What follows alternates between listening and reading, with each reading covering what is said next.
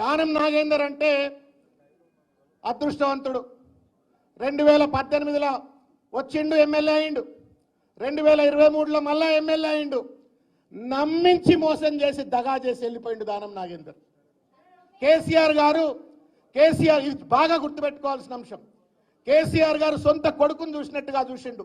ఎక్కడికి పోతే అక్కడ మహారాష్ట్ర పోయినా ఇంకో దగ్గరికి పోయినా హెలికాప్టర్లలో కూర్చోబెట్టుకొని తిప్పిండు, నమ్మించి పెద్ద ఎత్తున వెన్నుపోటు పొడిచి వాళ్ళ పార్టీని వదిలిపెట్టి వాళ్ళ పక్క పార్టీలో చేరి అభ్యర్థిగా పోటీ చేస్తారు. దానం నాగేందర్ అంటే అదృష్టవంతుడు.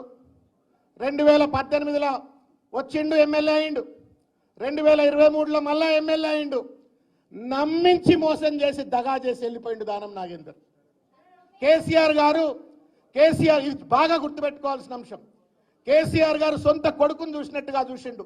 ఎక్కడికి పోతే అక్కడ మహారాష్ట్ర పోయినా ఇంకో దగ్గరికి పోయినా హెలికాప్టర్లలో కూర్చోబెట్టుకొని తిప్పిండు, నమ్మించి పెద్ద ఎత్తున వెన్నుపోటు పొడిచి వాళ్ళ పార్టీని వదిలిపెట్టి వాళ్ళ పక్క పార్టీలో చేరి అభ్యర్థిగా పోటీ చేస్తా ఉన్నాడు.